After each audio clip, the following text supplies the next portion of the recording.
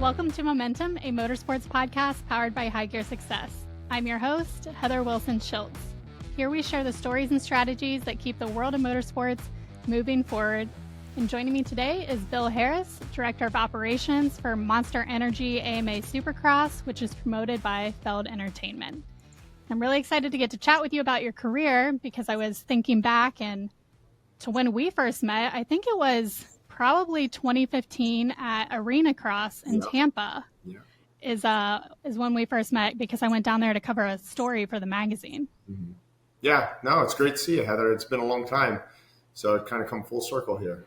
Yeah, and you've been with Feld, it looks like almost going on 15 years now. Yeah, 15 years in a full-time position. There were two previous seasons to that where I was a seasonal employee as an operations crew guy and actually truck driver at one point. So when you got your start with Feld, was it with Arenacross? It was with Arenacross. That's when Arenacross was divided into a regional series and a national series, which I believe the national series was televised and the regional series was more of a support series. And they kind of operated in different locations. So, yeah, I was Arenacross 2008 was my start here and kind of kicked it off for the next 15 plus years. How did your transition working with Feld go? So you're working with Arenacross and then kind of what was the next step? Did you take different roles within that series and then eventually moving on to Supercross? Sure. So Feld had owned, originally when I started, it was Arenacross and Supercross at the time had been owned by Live Nation, the concert promoter. And so that was my first year. And then I think it was like end of 2008, beginning of 2009, Feld had bought the motorsports package from Live Nation. So when I was with Arenacross, my second go around in 2010, then it was under the Feld ownership at that point. But it felt very similar. It was a lot of the same people that were running it and keeping everything basically the same in the operations on, boots on the ground type of aspect. And so I started Arenacross as an operations crew guy. Then I was a truck driver. And then I became the event manager of Arenacross. I kind of worked my way up there. I became director of Arenacross, and then subsequently Arenacross went away with the Feld brand in 2018. And then I became the director of Supercross Futures. And that was at the time when we had all of the amateur classes that would race on Sundays after Supercross. And then subsequently COVID put the end to that, and then moved up to Supercross as tour manager and now finally director. So now in your current role, you oversee the track construction for all of the Supercross races, from bringing in the dirt to tearing everything down. So kind of even before we get to the event, can you break down all the preseason planning that you have to do before you even get to an event location? Sure. And that's the stuff nobody really understands. I mean, you see the cool track on Saturday, and that's the cool aspect of the job when all the riders are there and fans are pouring in. But like today, in the middle of August, it's all the paperwork, it's all the back end stuff getting prepared for not only the SMX World Championship races that are coming up, but also Supercross in 2026. We've already started going to new venues that we're going to go to for 2026 and just doing field visits to make sure everything's going to work out the way we're starting to plan it, or vice versa. We look there, we take measurements, we take photos, and then we plan out the event. So how are we bringing dirt in and out? How are all of our operations 18-wheelers going to get there, get unloaded? Where are they going to park? Where are we going to put all of our set carts that have all of the tough blocks and the finish line structure, all the carts that hold all the banners? I mean, it's endless, the amount of places we have to figure out where they're going to go once we get on site, making the connections with the building and getting internet set up and make sure we have enough locker rooms for all of our staff downstairs, setting up the Fan Fest area, making sure we have adequate space for all the teams to park, and they're going to be parked in such a fashion that we have access for the fans to come in and come out, and how easy is it for them to come back and forth from the stadium to the Fan Fest? Is the fire marshal happy? Are the lanes going to be wide enough between the trucks? so we can have egress for people to flow around, but also in the event of emergency, we can get a fire truck through. I mean, it's all these things that have to be thought about. Getting a permit for a fire hydrant to have a bike wash so that the Jet Lawrence's mechanic can wash his bike between races. So it's definitely a labor of love all summer and fall as we're working towards the next season. But we've been doing it so long, we kind of see where we can kind of, I don't want to say cut corners, but speed up the process. And then other things, when we go to a new venue, it's like this year we went to Pittsburgh. So they don't understand what's coming on our side, even though we show them, we tell them, they don't really understand until it's in their lap. And, we're busy trying to plan every little detail where every nut and bolt is going to go and land. And it's fun. It's like a puzzle, right? And it really makes it exciting, especially when we're successful. And we have everybody at every level is really professional at what we do to bring Supercross or SMX to any of these cities. But it is definitely a labor of love. A lot of hours go into it. Yeah, I would imagine probably checklist and like SOPs are your friend. Yeah, numerous lists. I'm definitely a fan of making lists and crossing stuff off. I have three lists going right now on little pieces of paper, Post-its everywhere. So each one of my team members that's full time with us on Supercross, they all have their list of duties that they have to check off, and we do weekly check-ins to answer questions, give direction. Kind of walk through different scenarios or what the plan's going to be. Obviously, security is a big deal at these events with going to just an open parking lot and having to fence it in and have security access points. So we have to walk through each phase of the event internally, Feld as a whole, and then we have to go to each venue and have multiple meetings, phone call meetings, to walk through maps, security plans, fan egress, ingress, how the trucks are going to come in and out, what the plan for bringing dirt in, dropping off bulldozers and skid loaders in the beginning of the week, where they're going to go all the way through the event, and then how are we getting out of the event? And that's a whole other thing that people don't see, is once a checkered flag flies and everybody walks out and grabs their last T-shirt and hat on their way back to their car, we change our clothes back to our work clothes, and we're taking everything down that you see that's on the field. All the tough blocks have to come off the track and go into 3 trucks. That's 3 semis full of foam padding that has to get put away. All the banners have to go away. The finish line has to come down, the manager tower, the score tower, the starting gate. Everything you see inside the stadium has to get packed up and put back in a truck and then sent down the road to the next venue. And then following that is all the dirt has to come out. So local trucking company has to be lined up and ready to go. Our track operators, either Dirtworks or the Feld Track Construction, starts loading dirt and taking it out of the venue. So it's a long process for basically the entire week. We're in town for a week for each event.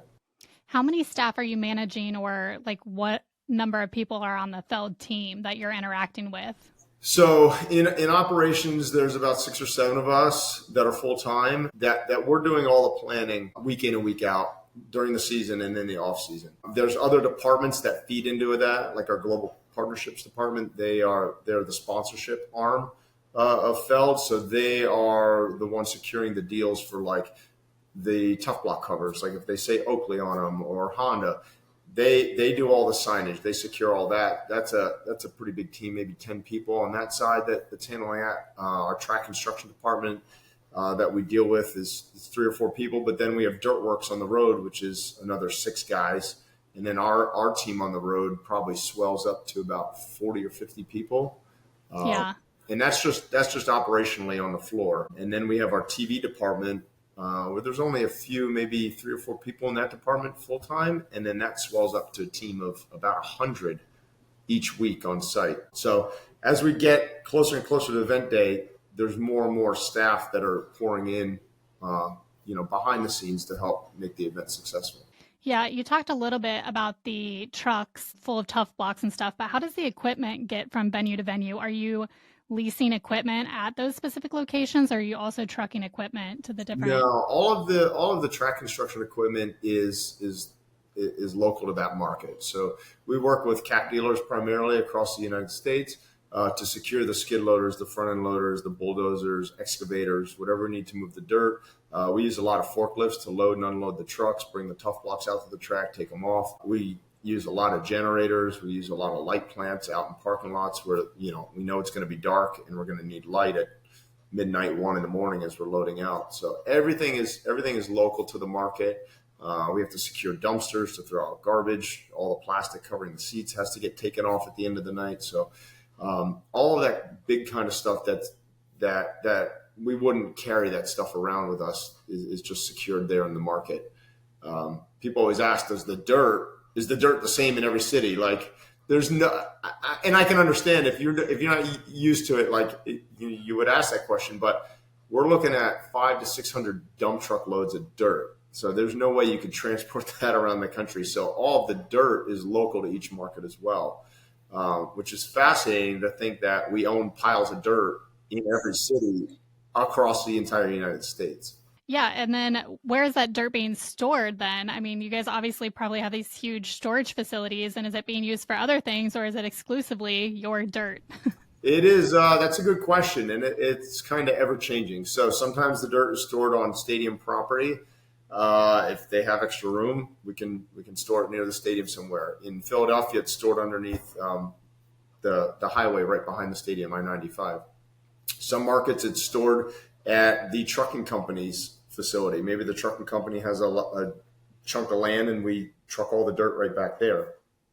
So it varies from city to city, but it's definitely a unique aspect of the business, because not only do we use it for Supercross, but we also use it for Monster Jam too, which is another Feld property that we own. So we try to, if people notice on the schedule, if you look at it like in Anaheim, for instance, last year it started with Monster Jam, and then it went Supercross, and then Monster Jam, and then I think Supercross again, then there was a week off, and then Monster Jam. So we leave the dirt in for like a whole month and a half in Angel Stadium. And we'll take dirt out for Monster Jam and then put more dirt back in for Supercross. Supercross requires more dirt than Monster Jam does to build their obstacles. But we're just moving a little bit of it rather than take it all out and then put it all back in for Monster Jam. We try to save the cost and book the shows back to back where we can, where it makes sense. Yeah. When you are laying the dirt down in the stadiums, are you laying plywood or some sort of plastic down before you even put the dirt down? Yeah, typically if there's a field in, we'll lay down just plastic first, like rolled sheet plastic, and then we'll lay 2 layers of 3/4 inch plywood. So that's a lot of plywood. I don't know, 3 or 4 trucks worth of plywood, and then the dirt will go right over the top of that. So, and then is that plywood stored locally as well with the dirt, or is that trucked to different locations? That plywood it goes on to flatbed trucks, and then that plywood is typically kept regionally. So there may be another stadium we need to use that wood in, so that those trucks may jump ahead to a stadium 2 weeks down the line as we go to a different stadium. But that plywood usually stays somewhat regional. We won't truck that plywood all around the country. As far as some of the biggest logistical challenges that you face, of course, probably weather is one of those, right? Mm-hmm. Maybe regulations or different venue constraints. Like, what comes to mind for you for some big challenges? Weather's the biggest one. As anyone knows, they've seen the rain races. We had them this past year, and the year before, I think it rained on us every week, whether it was race day or leading up to race day, which, we have a strong group of men and women that work out there in the dirt, and they just grin and bear it, which is great. Yeah, the logistics in these cities. We went to San Francisco 2 years ago. That was a big challenge with being in the city. You have different regulations, like you're saying, on what you can do in the streets. Is there dirt coming out on the motorcycles onto sidewalks that we have to keep clean? So every city is different, but we've gone to them so many times at this point that we kind of. I guess it doesn't feel like much of a challenge anymore, as we know what we're facing. We need certain permits or certain inspections in various cities that we're just prepared for it. And my team's fantastic. That helps get these balls rolling. So if there is rain in the forecast and you can cover the track ahead of time, is your team the one that's pulling all the tarps out and pulling them off? They are. And I'll reference Philadelphia from this previous season, the 2025 season. We knew rain was coming. We had just got done with Massachusetts. And if anybody remembers Massachusetts, it was the absolute one of the worst mud races I've ever been involved with. So we leave Massachusetts and we go to Philadelphia. And as soon as we get there, we left Massachusetts on Sunday. Monday is a day off for the crew guys. And then Tuesday we start work. So Tuesday they start washing everything. I mean, everything. We were washing the insides of trailers out because they were just covered in dirt and mud. The tough blocks look like big Snickers bars coming off of it. And they're probably so heavy too. So heavy. So, because they're saturated with water and mud. And we don't wash them before they go in because we have to get out of the stadium and get moving down the road. So we washed everything. Dirtworks did a fantastic job. They got all the dirt in. The dirt is very dry there because it is stored underneath the highway. So it rarely sees any water. So the dirt was brought in dry, added a little bit of water to it to get it to shape up. We got all the tough blocks out there, and then we covered the track before the rain came. I think they covered the track Wednesday night, so they built everything in like 2 days. Left the track covered, didn't touch it. Water was pulling up on the plastic. That's fine. And then race day, got there a little bit early. We use brooms to like sweep the plastic off, or we'll pick the plastic up so the water all sheds as much as we can to the sides of the track. Pulled the plastic. Everyone on social media was saying it's going to be a mudder. It's going to be another Massachusetts. And it wasn't. It was actually dry. We actually had to come out there with the water truck and water it. So hats off to the Feld operations team and the Dirtworks team for working together, communicating, watching the radar. I mean, we're all in group messages, watching our own weather apps to see what's happening, consulting with the building, looking at what their weather station is saying. So we can make the most informed decision to make the best racetrack possible.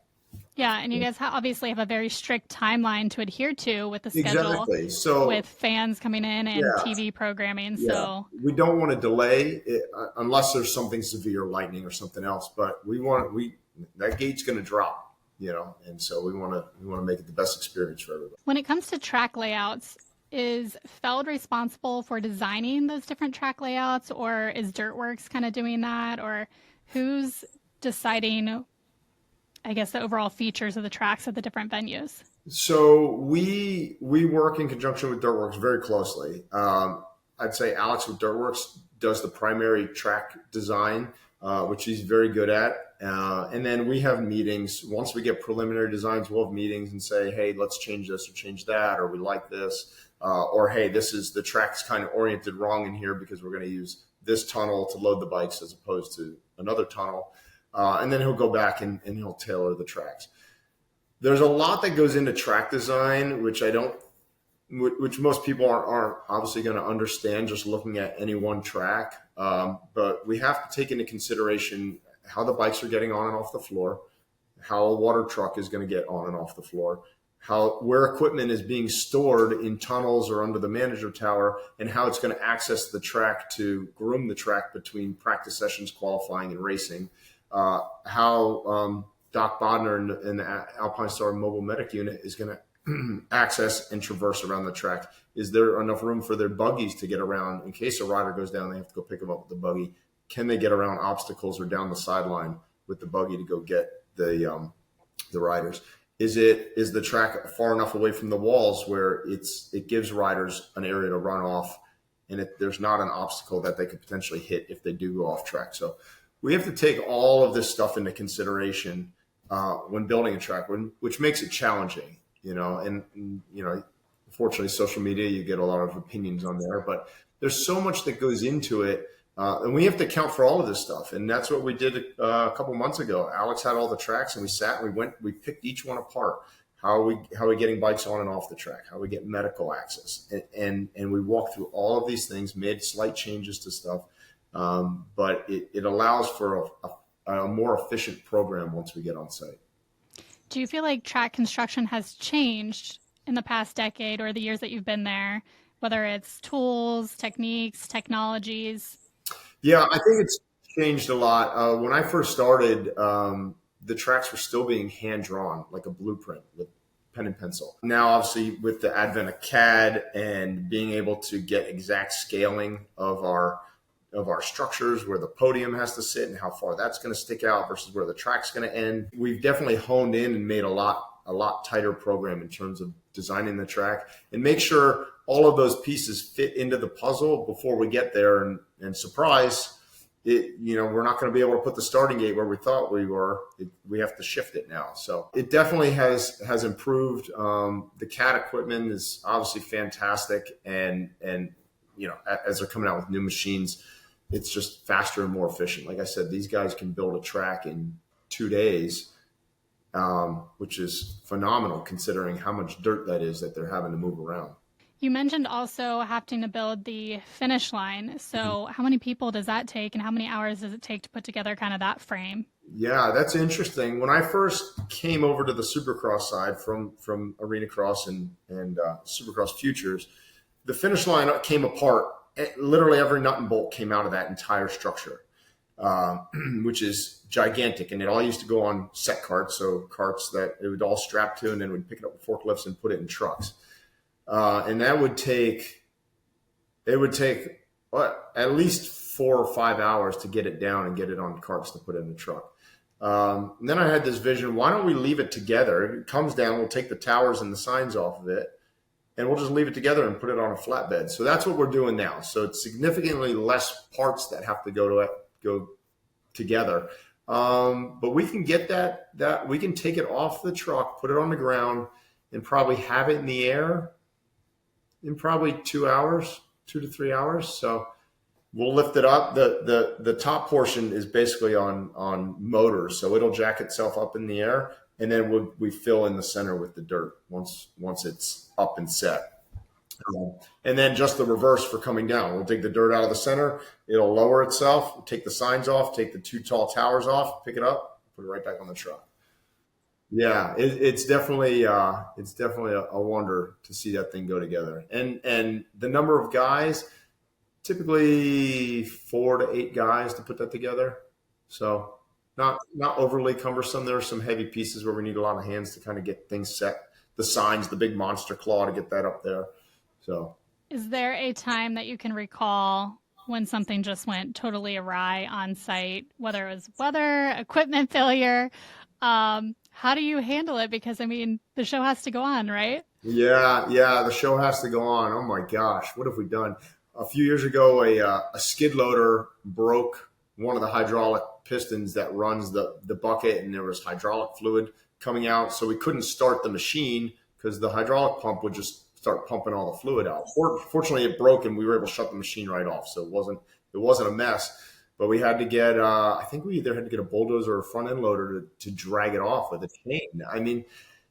And we keep these things handy. We have a recovery strap or recovery chain close in case something happens. If one of those pieces of equipment dies, it's so big and heavy, you have to move quickly. So we do have enough heavy equipment that we can use the other heavy equipment to get that item off the floor. We've had power outages. We've had I taken down the finish line one night in Minnesota.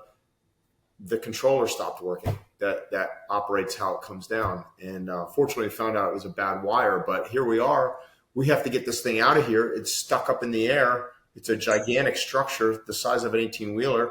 And so I was like, okay, we need to get this lift. We need to get this forklift over here. We need to get a guy up top, start taking the signs off so we can lower it with a forklift. And then fortunately figured out it was a bad cable, and we were able to keep going the normal route. So things do happen. It's about being resourceful and using the other brains that are on site, right? There's a lot of people there that have a lot of experience moving in and out of these stadiums with all this equipment, and have a lot of ideas on how we can remedy a problem. So start picking up the phone and making phone calls to solve problems if they're really big, So, but everybody that's on tour is great. We have an electrician. He'll dive down the electrical rabbit hole if we got an issue, and then there's usually an electrician in each stadium that can also assist too, and make sure we're getting power to whatever the thing is that we need to move or take down or set up.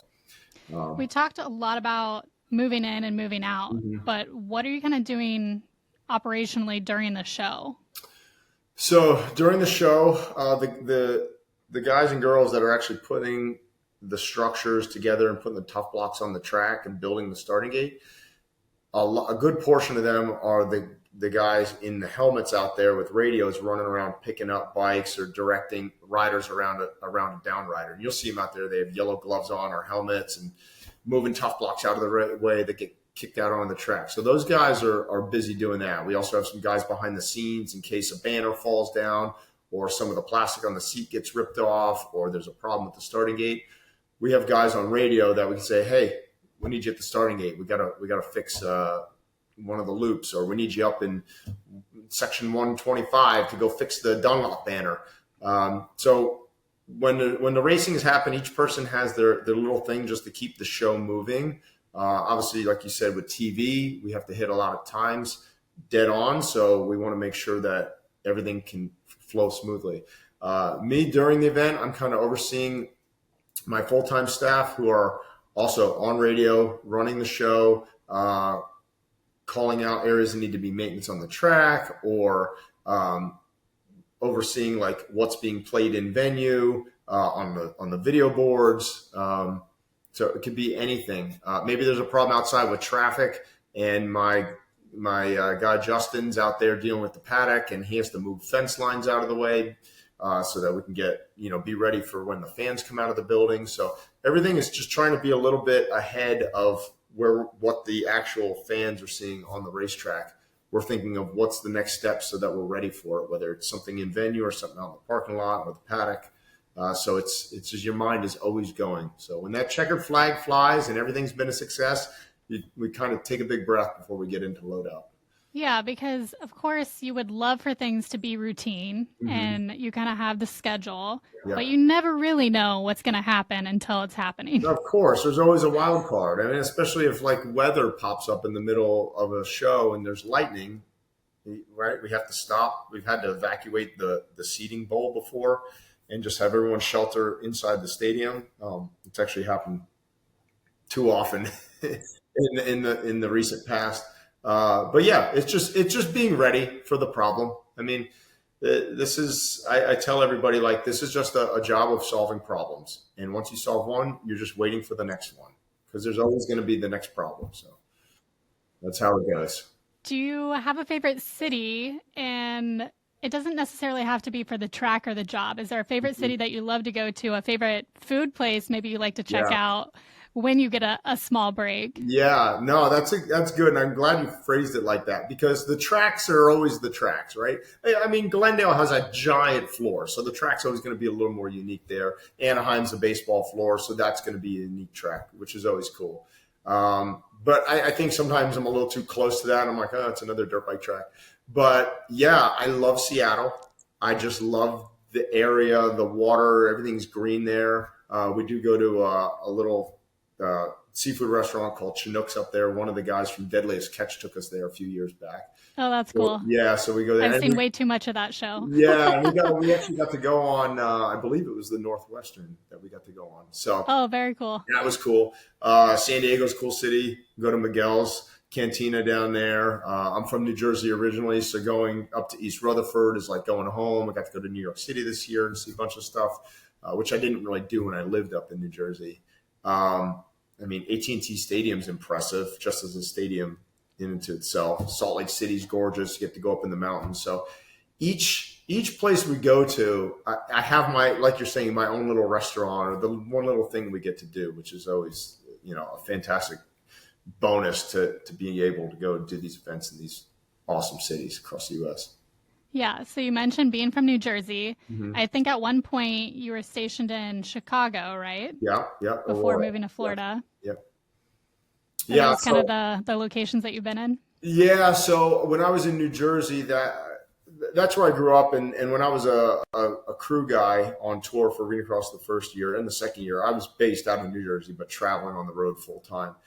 When I got hired as event manager, I had to move to Aurora because that's where I'm going to call it the motorsports package was located. That's where Arenacross, Supercross, and Monster Jam, that was the headquarter in Aurora for years and years and years through all the different owners of the properties. So I was in Aurora for 4 years. And then once Feld Entertainment purchased the motorsports package, we moved to Florida. So in 2010, I moved to Aurora. And then in 2014, we ended up moving down to Florida, as Feld Entertainment has a huge headquarters down here for Ringling Brothers Circus, their Disney on Ice program, some other shows that have come and gone over the few years. So Palmetto, Florida is now the new home of Supercross and Monster Jam. I feel like even though you live in Florida, you probably don't spend a lot of time there, though, honestly, because you're always out on the road. No, I mean, it's right after the season. So basically May to August, I'm in Florida, week in and week out. And then we're on the road for the SMX World Championship, basically the month of September. And then October, November, December, I'm here in Florida. And then January to May, it's flying in, flying out every week. So there are sometimes when I'll stay out on the road, like when we're out west, the Anaheim races, San Diego, Glendale, I'll usually just stay out there rather than fly back and forth. You just lose too much time. And then when we did that Northeast swing in 2025, it was Massachusetts, Philly, New Jersey, and Pittsburgh. I stayed out there as well. Got to catch up with some family and friends in New Jersey. But it's just easier on the body rather than flying back and forth. People always ask, like, how's the travel? But it's become such a standard of life. It feels the same as, I don't want to say it's the same as being home, but I try to keep a similar routine. Try to, eat healthy on the road and work out a little bit and get the right amount of sleep. Same as I'm doing here at my house. It's just a different bed. So. Do you have people at the company that book all of your flights and lodging, or is it on you to find that as well? So us full-time staff, we book our own travel. The company does give us that liberty to book our own travel, obviously within reason. It can't be booking, first class seats here, but we book our own flights and rental cars. We are under contracted hotels when we go to each market. So one of the girls that works for me, Kaylee, she puts together the hotel contracts, collects all the rooming needs from all the departments who's ever going to Supercross event, and she'll put them into a master list and send it off to the hotel. So the hotel is taken care of. I don't have to go find a hotel every week. Yeah, I mean, that can be like a full-time job in itself, is just trying to plan travel and lodging. So it is. It's significant. So now for our staff that is, I'm going to call them seasonal, right? They just work January to May for us. We have to book all their travel, which again is part of Kaylee's duties and is a lot of work. To get all of those flights booked. Fortunately, the operations crew that are just traveling from city to city and not going home, they're relatively easy because you book them. We might book them going to Anaheim, and then they're going to drive to San Diego. It's only a few hours. Then they're going to drive back to Anaheim. Then they're going to drive to Glendale. So, right there, you cut off a whole bunch of travel because we know that we're just keeping the rental car for 4 weeks. And then when it's time to go from Glendale to Tampa, okay, we book a group flight, which we do through a travel agency that we work with. We say, hey, we need a group flight for all these guys, and they'll just book them all. Yeah, it's a lot of work. It is. But, I mean, this is all part of it, Yeah. People don't understand how much goes into each piece of this business. Taking a step back a little bit, before you even got started in this as your career, did you have an interest in motorcycling ahead of time? Were you a rider? Were you a fan? Yeah, absolutely. I was interested in dirt bikes from, probably the time I could walk. My brother had a little Honda XR75 that was in our shed, and my dad would ride me around the yard on that. And then I got my first bike, which was a Honda QA50 from 1970. And I was a trail rider up until I was about 12 years old, and I had gone down to my local dealership, ridden my bicycle there to go buy something. And there was a poster there that said, motocross race at Englishtown, New Jersey. And I'm like, I want to go race that. So my parents, we loaded up the station wagon and off we went down to Raceway Park in Englishtown, New Jersey, and went to my first motocross race. I had no idea about any of it, nothing. I had nobody to help me. We didn't know anybody that raced motocross, nothing. We just showed up blind. And that's kind of where it all kicked off. It was like 1993.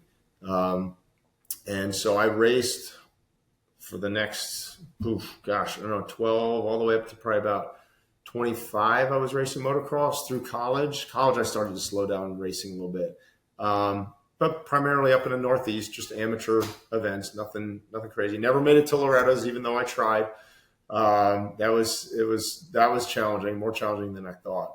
But yeah, I always loved dirt bikes and riding, and anything with a motor that I could get on and go was always exciting. So yeah, I definitely have a passion for the sport. I think anybody that's involved needs to have some passion for a motorsport. Otherwise, the job's not going to make sense.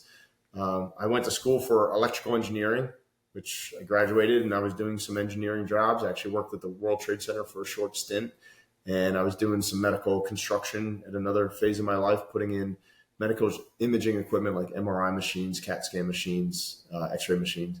But ended up finding my way back into motorsports, and it's been a good long journey so far. So, and I still love it. Right now, I only have mini bikes. Right now, I have sold my last big bike, but hope to get another bike and get back out on the track soon.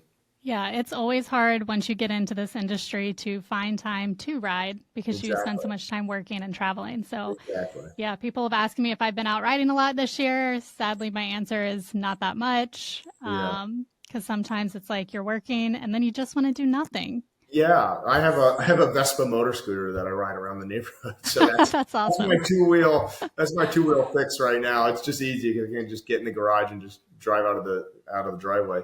But I ended up getting a boat now that I'm here in Florida, and the beaches and the islands to go out on a boat. So it's phenomenal. So when I get home from a race or from tour, I'm like, out in the water. Heck yeah. You know, so I've seen dirt bikes all week. I want to get on some.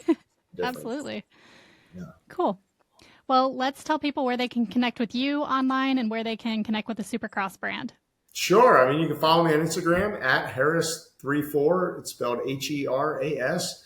And then at Supercross, we got the SMX World Championships coming up in Charlotte, St. Louis, and Vegas. Tickets are still available. So come out and see us. Come see these tracks. And, these are SMX is they're even bigger than a Supercross. They are it's definitely a bigger undertaking, especially the unique venues that we're going to, these drag strips. St. Louis this year, it's going to be in the Dome. Everyone's thinking, oh, it's going to be Supercross. It's not going to be Supercross. It's going to be different, a little more of a hybrid track. It's going to go into this back hallway and come back out, which we've never done before. And then of course Vegas is going to be a giant track out there on the drag strip. So these races are definitely exciting, and it comes at a time when I'm going to call it a downtime in our season, but they're definitely fun to see all the fans come in and see what we put together for these races. So tickets are online, supermotocross.com. Come out and see the races. Awesome. Well, thank you so much for joining me. And thanks to everybody for tuning in to Momentum. This has been a production of High Gear Success. If you want to connect or recommend a guest, head to MomentumMotorsportsPodcast.com. Until next time, keep the momentum rolling.